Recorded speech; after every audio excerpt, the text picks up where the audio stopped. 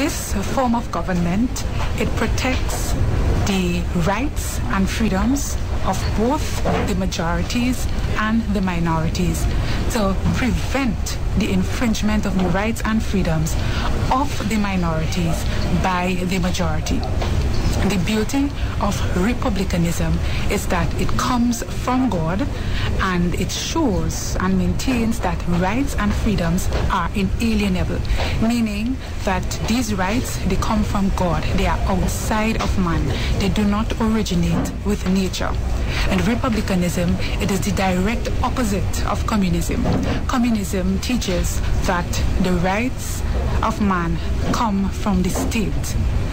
The beauty of republicanism is that it protects the rights and freedoms of all the people. And the relationship between republicanism and rights and freedoms is that republicanism gives government the opportunity to protect the pre-existing rights and freedoms of mankind or of the governed. And these rights that are to be protected by the government are the right to serve God, or the right to religious liberty, the right to life, and the right to private property. So that government are simply the protector of rights. They are not the giver of rights. And as I say this to you, I would like to remind you of a beautiful quote from a former president of the United States of America, John F. Kennedy. He had this to say: "The rights of man come not from the generosity of the state, but from the hand of God." And so you, as you commemorate Republic Day here in Trinidad and Tobago, I beg of you to appreciate these beautiful principles, understanding that when you elect government, they are there to protect your rights. They are not the giver of your rights. So may God be with you. Continue to enjoy the freedom of having a republic. In Jesus' holy name, amen. We now come to one of the most significant charts in the display, the exhibition, which is our liberty of conscience chart. Now, since the concept of republicanism that we follow is Jeffersonian, the Jeffersonian brand of it, due to Jefferson's involvement in the development of the concept of republicanism, historically speaking. Reason be it, under the liberty of conscience phrase, you would see the arrows indicating the historical significance wherein the nation of America and Jeffersonian's involvement.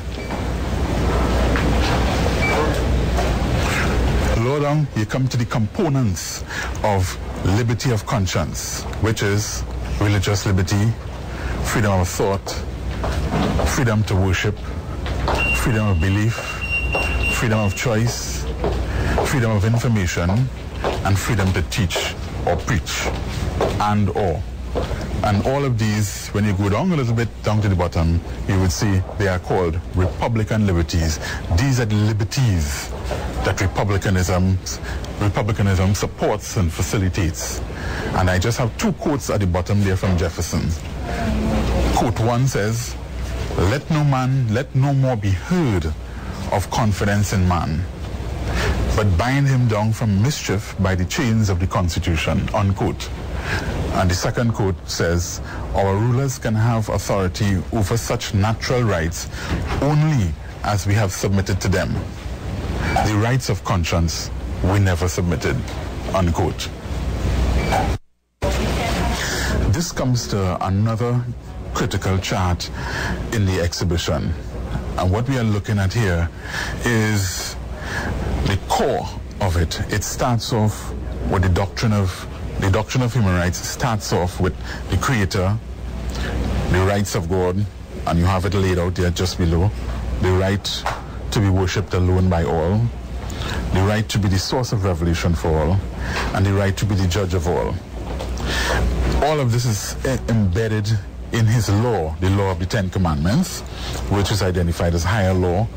And you have developments that came out of the law. You have civil law, the rule of law, Republican constitutionalism, equity and justice, the free society, and all of this derives out of the law, because what is embedded in the law is both the rights of God and the rights of man.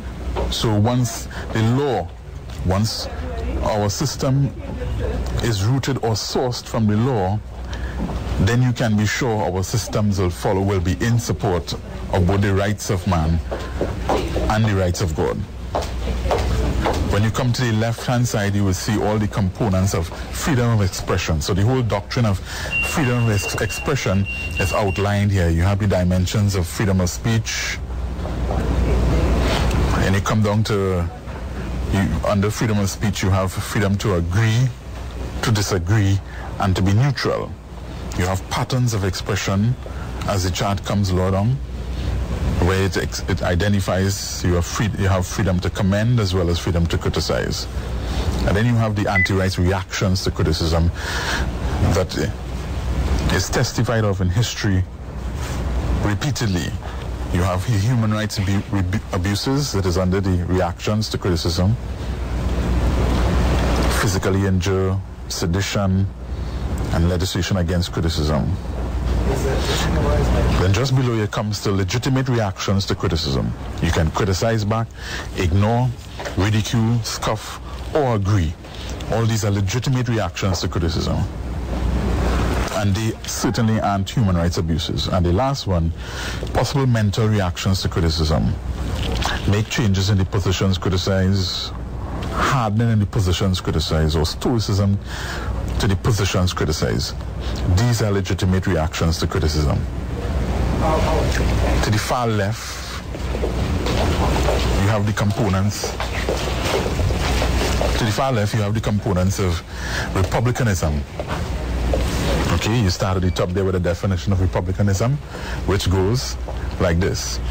Republicanism can be best defined as a government for all classes, groups, and peoples. It is a government that does not allow the will of the majority or any special interest group to influence it to tyrannize the people or a minority. Okay, if you move down a bit, you come down to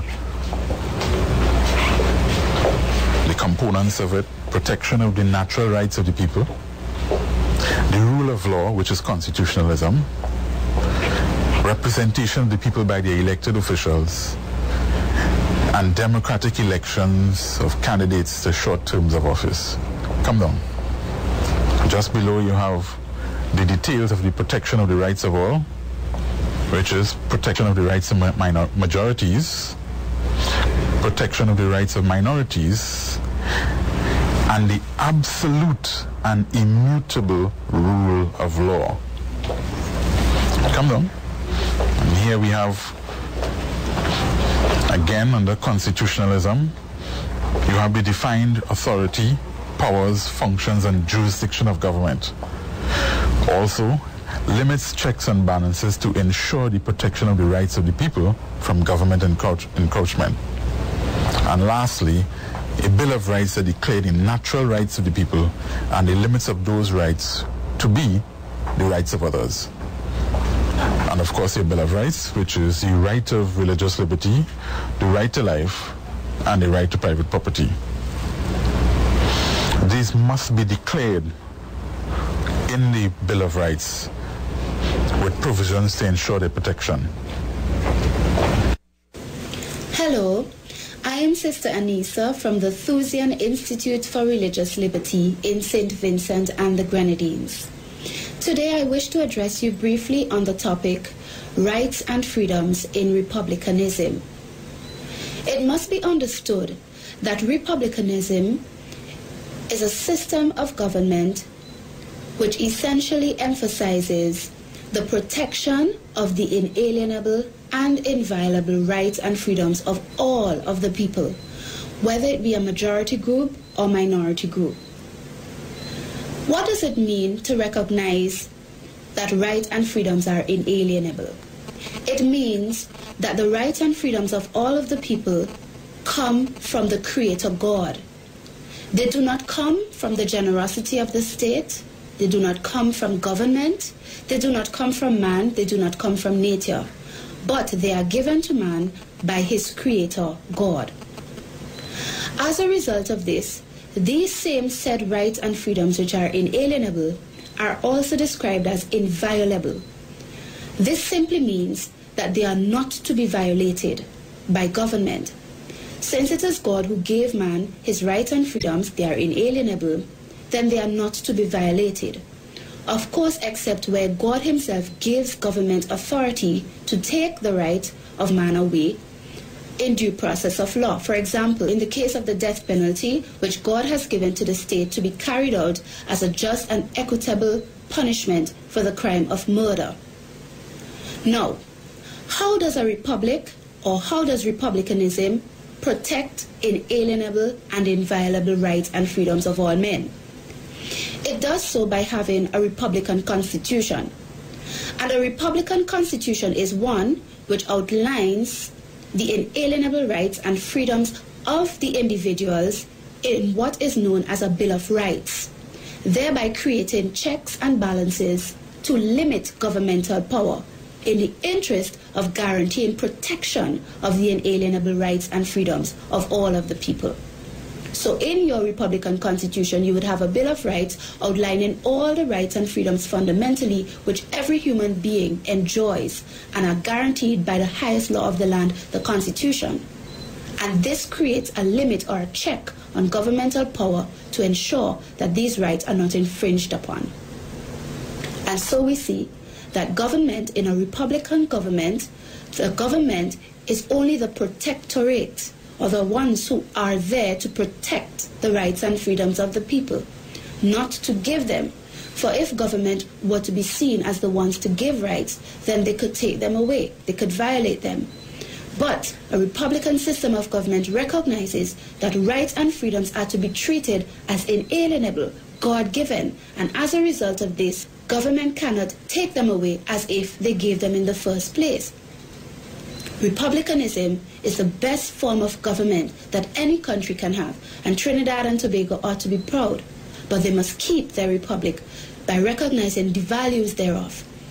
And the essence of it is that government did not give rights and freedoms, it only seeks to protect them, because rights and freedoms are inalienable. They come from God, and as such, they are inviolable.